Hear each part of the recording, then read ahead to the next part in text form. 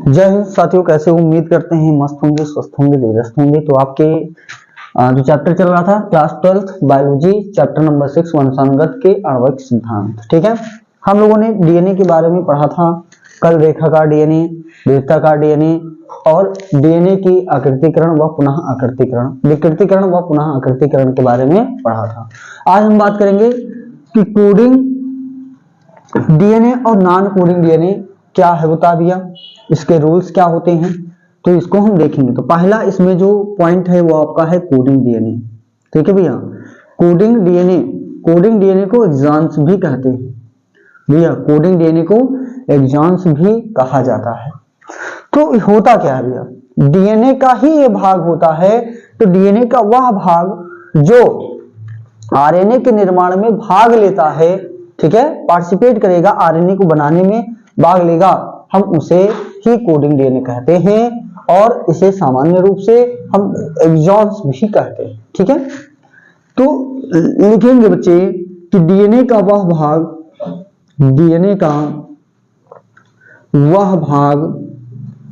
जो आरएनए के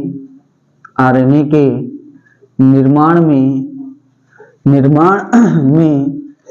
भाग लेता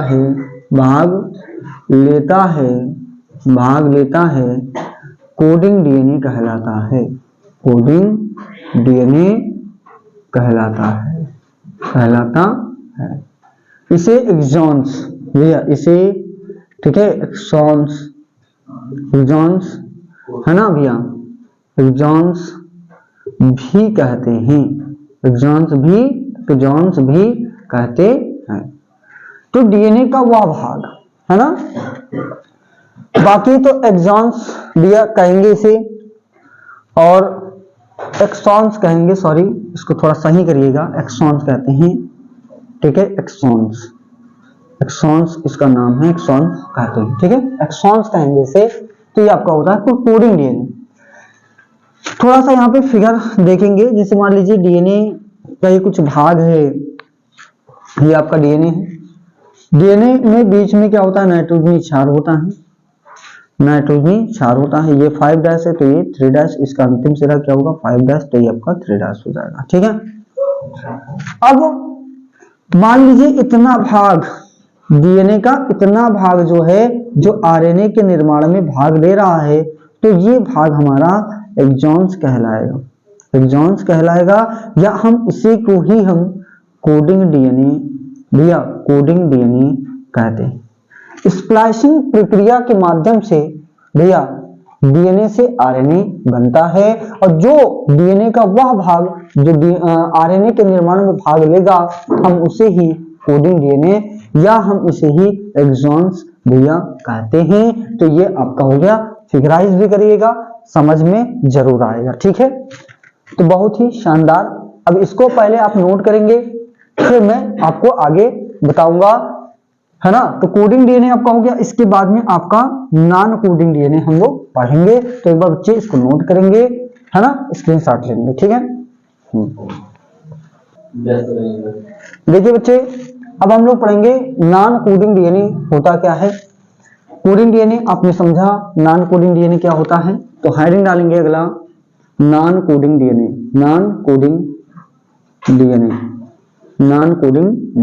ठीक है। नॉन कोडिंग डीएनए क्या होता है, डीएनए का वह भाग जो आरएनए के निर्माण में भाग नहीं लेता है, नॉन कोडिंग डीएनए कहलाएगा, हम इसे इंट्रॉन्स कहते हैं, ठीक है। तो लिखेंगे इसमें कि डीएनए का वह भाग जो आरएनए के निर्माण में भाग नहीं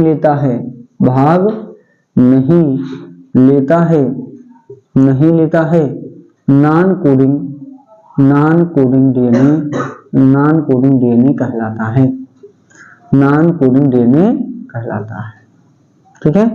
इसे इंट्रॉन्स भैया कहते हैं, इसे इंट्रॉन्स भी कहते हैं, ठीक। अब मान लीजिए डीएनए है, ये हमारा क्या है बच्चे, डीएनए है, डीएनए एक भाग है, मान लीजिए इतना सा है ना। इस बात को यहाँ पे समझने का प्रयास करेंगे, है ना। ये मान लीजिए हमारा एक डीएनए पार्ट है, ठीक है। तो यहाँ पे एक्सॉन्स लिखा, फिर हमने इंट्रॉन्स लिखा, इंट्रॉन्स हो गया, फिर हमने एक्सॉन्स लिखा, फिर हमारा इंट्रॉन्स हो गया, इंट्रॉन्स हो गया, फिर हमारा एक्सॉन्स हो गया, एक्सॉन्स हो गया, फिर हमारा इंट्रॉन्स हो गया, इंट्रॉन्स, और बना सकते हो कि हमारा एक्सॉन्स है, ठीक है भैया। अब मान लीजिए डीएनए, तो जो इंट्रॉन्स हैं, स्प्लाइसिंग की क्रिया होगी भैया, स्प्लाइसिंग है ना, क्रिया द्वारा, स्प्लाइसिंग क्रिया द्वारा क्या होता है, स्प्लाइसिंग क्रिया द्वारा इंट्रॉन्स आर रिमूव्ड, इंट्रॉन्स जो होंगे आर रिमूव्ड,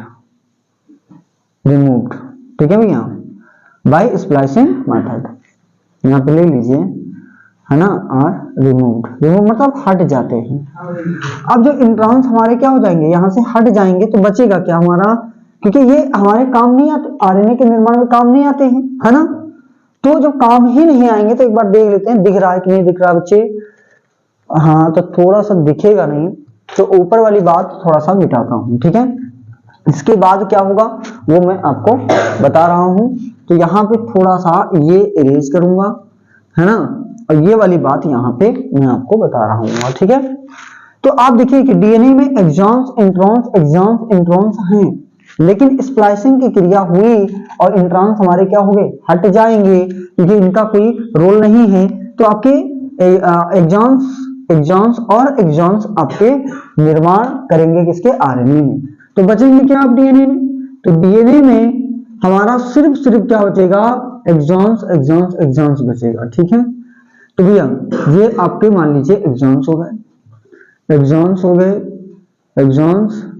है ना, एक्सॉन्स हो गए, और यहाँ पे भी आपके एक्सॉन्स हैं। तो ये क्या करेगा भैया, आरएनए का निर्माण करेगा, आरएनए का निर्माण करता है। तो कभी भी निर्माण करता है, कभी भी आ जाए कि कोडिंग डीएनए और नॉन कोडिंग डीएनए क्या होता है, और इसमें अंतर डिफरेंसेस भी क्या होते हैं, तो आप बता सकते हो कि जो कोडिंग डीएनए होगा आरएनए के निर्माण में भाग लेता है, और नॉन कोडिंग डीएनए आरएनए के निर्माण में भाग नहीं लेता है। कोडिंग डीएनए को हम एक्सॉन्स कहते हैं, और नॉन कोडिंग डीएनए को हम इंट्रॉन्स भी कह देते हैं। और इंट्रॉन्स हमारे डीएनए से हट जाता है, एक्सॉन्स मिल करके हमारे आरएनए का निर्माण करता है। इतनी ही बात आपके भैया कोडिंग और नॉन कोडिंग डीएनए में पढ़ेगा, ठीक है। अब हम पढ़ेंगे यूकैरियोटिक कोशिका और प्रोकैरियोटिक कोशिकाओं में क्या क्या अंतर होते हैं, है ना, अकॉर्डिंग टू डीएनए, ठीक है। डीएनए के अनुसार हमारा यूकैरियोटिक कोशिका व प्रोकैरियोटिक कोशिका में क्या अंतर होते हैं, हम लोग इस बात को जान रहे होंगे बच्चे। तो एक बार इसको आपको नोट डाउन करना है ना। कोई भी दिक्कत परेशानी दुख दर्द है तो कमेंट बॉक्स में आप इस बात को बात कर दीजिएगा, ठीक है। देखेंगे बच्चे, अब आपका जो चलेगा कोडिंग और नॉन कोडिंग डीएनए के बाद में आपका कि जो यूकैरियोटिक डीएनए होता है और जो प्रोकैरियोटिक डीएनए होता है, इसमें डिफरेंसेस क्या है, इसमें अंतर क्या है, ठीक है। तो बीच में मैं यहाँ पे ऐसे खींच देता हूँ, एक लाइन खींच देता हूँ बच्चे। अब यहाँ पे यूकैरियोटिक जो डीएनए है, ठीक है, तो इसमें आपका क्या होगा बच्चे, यूकैरियोटिक जो डीएनए आपका होता है तो इसमें हिस्टोन प्रोटीन पाया जाएगा, ठीक है। अभी आपको हिस्टोन प्रोटीन में बताएंगे कि हिस्टोन प्रोटीन होता क्या है ना। हिस्टोन ऑक्टोमर भी कहते हैं, या न्यूक्लियोसोम क्या होता है, इस बात को भी हम लोग सीख रहे होंगे। लेकिन आप पहला यही है, पहला पॉइंट तो आपका यही है इसमें कि यूकैरियोटिक जो डीएनए होगा, ठीक है, इनके डीएनए में ऐसे लिखेंगे कि इनके डीएनए में भैया, इनके डीएनए में हिस्टोन प्रोटीन पाया जाता है ना, हिस्टोन प्रोटीन पाया जाता है, ठीक है। पहला पॉइंट आपका ये हो गया। प्रोकैरियोटिक जो डीएनए है इसमें नहीं पाया जाता है, ठीक है। तो इसमें लिखेंगे कि इसके डीएनए में है ना हिस्टोन प्रोटीन ठीक है भैया, नहीं पाया जाता है, नहीं पाया जाता है। बात नहीं करेंगे बच्चे, बात नहीं करेंगे, ठीक है। तो ये आपका हो गया। दूसरी बात करें कि जो भैया बात नहीं, बात आप लोग बात बहुत करते हो, ठीक है। तो यूकैरियोटिक डीएनए जो होता है इसमें केंद्रक व, है ना, हम दिख रहा बच्चे, देखेंगे कि जो डीएनए होगा, डीएनए है ना, ये कहां पाया जाएगा, तो इनके केंद्रक में। जो यूकैरियोटिक जो आपका है, यूकैरियोटिक जो कोशिका होगी उनमें डीएनए जो होगा इनके केंद्रक, कामा माइटोकॉन्ड्रिया, किसमें, माइटोकॉन्ड्रिया, माइटोकॉन्ड्रिया व लवक, ठीक है, लवक में पाया जाता है, लवक में पाया जाता है। यूकैरियोटिक जो कोशिका होगी भैया, ठीक है, इनका जो डीएनए होगा इनके न्यूक्लियस केंद्रक में पाया जाएगा, माइटोकॉन्ड्रिया जो उस कोशिका में होगी उसमें, और जो हरित लवक है, लवक जिसको कहते हैं, उसमें भी केंद्रक पाया जाता है, और उसमें जिसमें ये चीजें पाई जाएंगी उसमें आपका ये डीएनए भी पाया जाता है। बात समझ गए होंगे आप, ठीक है। बात करें आपके प्रोकैरियोटिक डीएनए की, प्रोकैरियोटिक कोशिका की, है ना, तो इसमें जो डीएनए होगा इनके कोशिका द्रव्य में पाया जाता है, ठीक है। डीएनए किसमें पाया जाएगा भैया, डीएनए इनकी या इनके कोशिका द्रव्य, ठीक है भैया, कोशिका द्रव्य में पाया जाता है, पाया जाता है, ठीक है। बाकी जो आपका प्रोकैरियोटिक होता है इसमें न्यूक्लियस आपका नहीं पाया जाता, केंद्रक जो होता है वो नहीं उपस्थित होता है, इनका जो कोशिका द्रव्य होगा बच्चे उसी में पाया जाएगा। तो ये मेजर डिफरेंसेस थे, कभी पूछ ले तो आप बता सकते हैं कि प्रोकैरियोटिक और यूकैरियोटिक डीएनए जो होता है इसमें डिफरेंसेस क्या हैं, तो आपके सामने लिखी हुई बात है, आप इसको एक बार नोट डाउन करेंगे। इसके बाद में हम लोग पढ़ रहे होंगे बच्चे हिस्टोन प्रोटीन होता क्या है, और हिस्टोन ऑक्टोमर क्या होते हैं, या न्यूक्लियोसोम क्या होते हैं, इन सब के बारे में। इसके बाद में जो टॉपिक पढ़ेंगे डीएनए और आरएनए में क्या क्या अंतर पाए जाते हैं, हम उन अंतरों के बारे में पढ़ रहे होंगे, ठीक है। तो एक बार नोट डाउन करेंगे बच्चे, एक बार नोट डाउन करेंगे बहुत ही शानदार तरीके से, हाँ ठीक है, नोट करेंगे इसमें।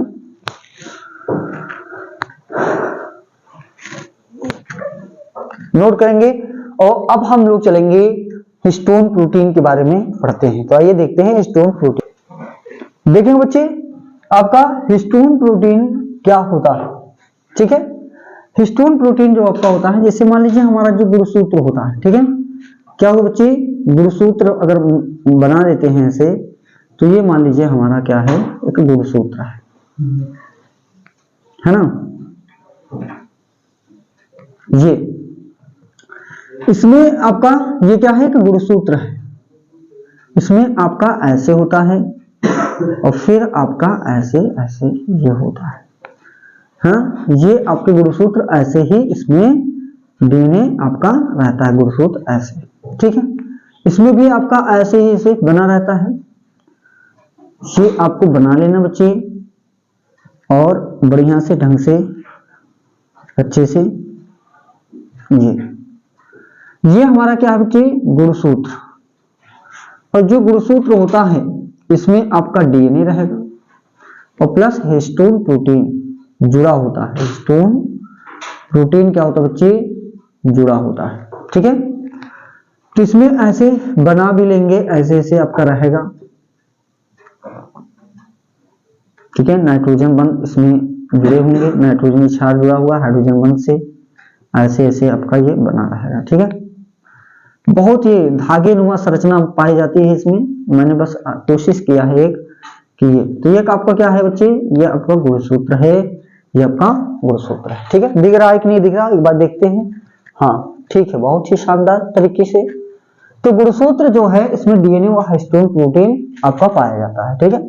अब हिस्टोन प्रोटीन कौन कौन से हैं, है ना, तो आपका है H2A, कामा H2B, कामा H3, कामा H4, ये आपके हिस्टोन अणु होते हैं, ये क्या है, ये अणु, ठीक है। अब ये जो डीएनए आपका होगा, है ना भैया, ये आपका क्या होता है, डीएनए जो आपका ऐसे होता है। अब हिस्टोन प्रोटीन इन्हीं में रैप होता है ना, इसी में क्या होगा, रैप होगा। और 4 आपके इसी में रैपिंग होते हैं, 8 ऑक्टोमर कहेंगे इसे, तो 4 पाए जाएंगे ऐसे, है ना। ये अब मान लीजिए ये ऐसे है, फिर यहां से ऐसे निकलेगा, फिर ये आपस में रैप किए हुए होंगे, ठीक है। ये यहां से मान लीजिए निकला ऐसे, ये तो ये इस के बाद में ऐसे ये होगा, और फिर ऐसे ये चला जाता है इस रूप में, है ना। तो ये आपका डीएनए ही है ये, और ये आपका ऐसे जुड़ा हुआ है, रैप किया। हिस्टोन प्रोटीन को क्या करता है, गुणसूत्र जो डीएनए होता है वो बांधे होता है, रैप किया होता है, ठीक है, इस प्रकार से। अब इसमें आपका H2A, आपका H2A पहले लिखेंगे, H2B आपका हो गया, H2B, फिर आपका H3 और फिर आपका H4। इसमें भी आपका H2A, H2A, H2B, H2B, आपका H3, ये 3 है बच्चे, और ये आपका H4, है ना। और ये आपस में क्या होंगे, ऐसे जुड़े होंगे, ये आपस में ऐसे बाइंडेड होते हैं, रैप होता है। रैपिंग का मतलब है बंधे होते हैं ऐसे के माध्यम से आपका, ठीक है, एक फिगर जो आप बनाएं, ठीक है भैया। और ये प्रोटीन है आपका, हिस्टोन प्रोटीन इसे ही कहा जाता है ना बच्चे, हिस्टोन प्रोटीन आपका। ये तो दिख रहा है कि नहीं दिख रहा है, एक बार देखेंगे बच्चे, तो बहुत ही शानदार तरीके से दिख रहा है, ठीक है। इन्हीं को हम जो यहाँ पे मैंने दिखाया है, इन्हीं ही हिस्टोन दिया, इसी को हम क्या कहेंगे, हिस्टोन ऑक्टोमर, ठीक है, ऑक्टोमर कहा जाता है, ठीक है। और ये जो नाम लिखे हुए हैं बच्चे, ये आपके जो नाम लिखे हैं, इसे ही हिस्टोन के प्रोटोन, हिस्टोन अणु भी कह देते हैं, मॉलिक्यूल भी कह देंगे। तो ये डीएनए से क्या होता है बच्चे, रैपिंग होता है ना। एक बार बनाएंगे इसको बहुत ही शानदार तरीके से, और हिस्टोन ऑक्टोमर कहेंगे। और जहां से ये रैप होगा, जहां से ये क्या होता है, रैप होता है, तब हम इसे न्यूक्लियोसोम कहेंगे। क्या कहेंगे बच्चे, न्यूक्लियोसोम कहते हैं, न्यूक्लियोसोम कहेंगे इसे, न्यूक्लियोसोम कहते हैं। दिख रहा है कि नहीं दिख रहा बच्चे, एक बार देखेंगे तो थोड़ा सा नीचे नहीं दिखा तो थोड़ा सा 1 मिनट रुकेंगे बच्चे, और सारे अब दिख गया होगा आपको कि न्यूक्लियोसोम होता क्या है, ठीक है। तो ये न्यूक्लियोसोम होता है। तो एक बार बच्चे इसको बनाएंगे, इसके बाद में आपको न्यूक्लियोसोम के बारे में बताएंगे कि जब हिस्टोन प्रोटीन के 8 अणु डीएनए, ठीक है, 8 अणुओं को डीएनए बांधे होता है ना। तो यहीं पे लिख देता हूं कि जब हिस्टोन प्रोटीन को, जब हिस्टोन प्रोटीन को, ठीक है, हिस्टोन प्रोटीन के 8 अणुओं को ऐसे लिखेंगे, हिस्टोन प्रोटीन के 8, ऑक्टोमर का मतलब क्या होता है, 8 अणु पाए जाएंगे। तो जब हिस्टोन प्रोटीन के 8 अणुओं को, 8 अणुओं को डीएनए, है ना, रैप का मतलब है बांधे होता है, रैप मतलब बांधे, ठीक है, बांधे होता है, तो इसे न्यूक्लियोसोम कहते हैं। क्या कहेंगे बच्चे, न्यूक्लियोसोम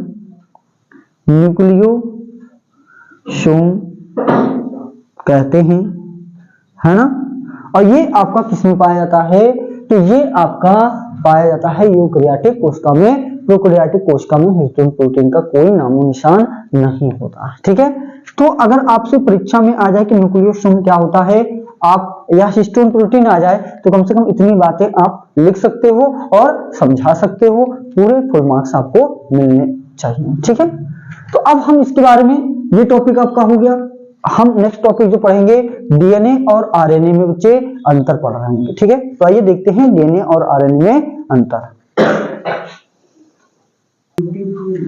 देखिए बच्चे, डीएनए और आरएनए में अंतर ये परीक्षा में कई बार पूछा भी गया है ना। तो कितने सारे डिफरेंसेस हैं, बहुत सारे हैं, पढ़ने को बहुत सारा पढ़ा जा सकता है, लेकिन कम से कम 4 से 5 हम लोग डिफरेंसेस पढ़ रहे होंगे। तो बच्चे एक तरफ आप डालेंगे डीएनए और एक तरफ आप डालेंगे आरएनए, ठीक है, और बीच में एक लाइन खींच दीजिए जिससे समझ में आए कि हाँ भैया डीएनए वाली बात डीएनए है। तो डीएनए का पहली बात तो फुल फॉर्म लिख दीजिए, ठीक है, यही अंतर हो जाएगा कि डीएनए क्या होता है भैया, डीएनए डीऑक्सी राइबोज, डीएनए क्या होता है भैया, है ना, डीएनए आपका जो होता है डीऑक्सी राइबोज राइबो न्यूक्लिक अम्ल होता है, डीऑक्सी राइबो न्यूक्लिक, है ना, न्यूक्लिक अम्ल होता है बच्चे। और दूसरा जो आपका है आरएनए, है ना, यहाँ पे पहला मतलब इसका अंतर जो होगा, आरएनए क्या होता है, राइबो न्यूक्लिक अम्ल होता है, राइबो न्यूक्लिक, है ना, अम्ल होता है, ये पहला अंतर हो गया, ठीक है। दूसरी बात हम ये कह सकते हैं कि डीएनए द्विकुंडलित होता है जबकि आरएनए में कुंडलन नहीं पाया जाता है, ठीक है। तो डीएनए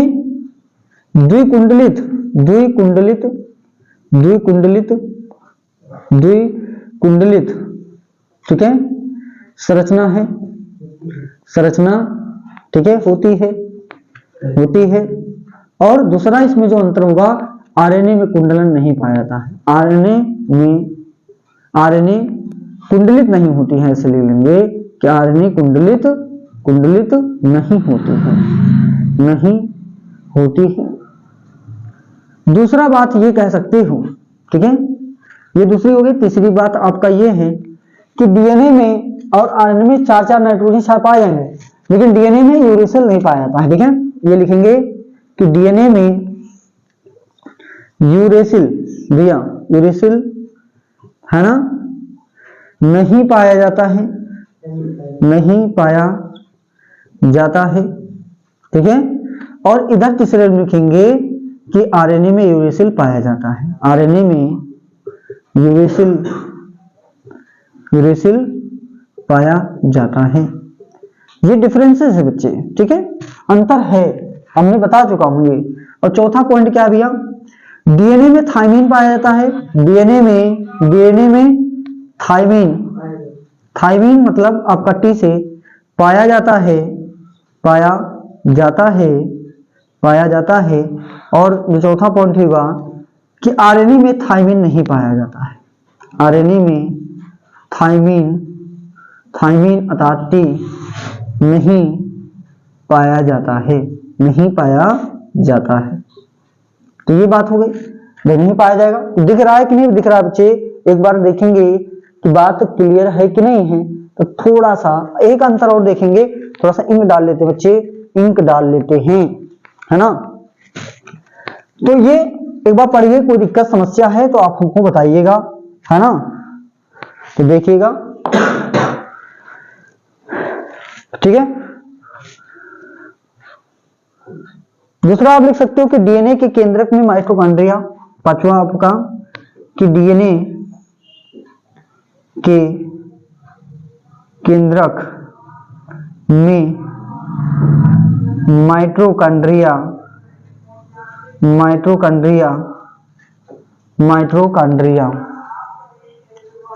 भैया, माइटोकॉन्ड्रिया, है ना, व लवक पाए जाते हैं। और आरएनए में क्या होगा बच्चे, पांचवा पॉइंट है कि आरएनए में कोशिका द्रव्य पाए जाते हैं, ठीक है। या ऐसे लिख सकते हो, हाँ लिख सकते हो कि आरएनए में कोशिका द्रव्य, आरएनए में क्या पाया जाएगा, कोशिका द्रव्य पाया जाता है। ये बात क्लियर हो गई बच्चे। तो ये देखिए आपका अंतर था, है ना, ये आपके डिफरेंसेस थे। अगर आपको कोई समस्या है, कोई दिक्कत है, परेशानी है बच्चे, तो आप लोग इसको देख सकते हो, पढ़ सकते हो। और कहीं पर भी समस्या है तो आप कमेंट बॉक्स में अपनी समस्या का समाधान आपको मिल जाएगा। वो लिखेंगे तब मिल पाएगा ना, मुझे क्या पता आपको क्या समस्या है बच्चे, ठीक है। तो वीडियो बहुत बड़ी ना हो इसलिए यहीं पे समाप्त कर रहे हैं इसको, और हम लोग इसके बारे में पढ़ेंगे। अगला जो टॉपिक होगा वो आपका है डीएनए का रेप्लिकेशन, ठीक है, रेप्लिकेशन ऑफ डीएनए, डीएनए का प्रतिलिपिकरण, ठीक है। एक डीएनए से दो डीएनए का बनना ही डीएनए रेप्लिकेशन कहलाता है। इसका पूरा प्रोसेस, और ये परीक्षा में पूछा भी गया है, बोर्ड परीक्षा में आपके आते ही आते हैं, तो थोड़ा सा बड़ा रहेगा। एक एक टॉपिक को अब आपको ध्यान से पढ़ना होगा। बच्चे ये तो सब सिंपल सी बातें थी, तो आराम से पढ़ सकते हो, समझ सकते हो। तो ठीक है, मिलते हैं नेक्स्ट वीडियो में। जय हिंद, नमस्कार।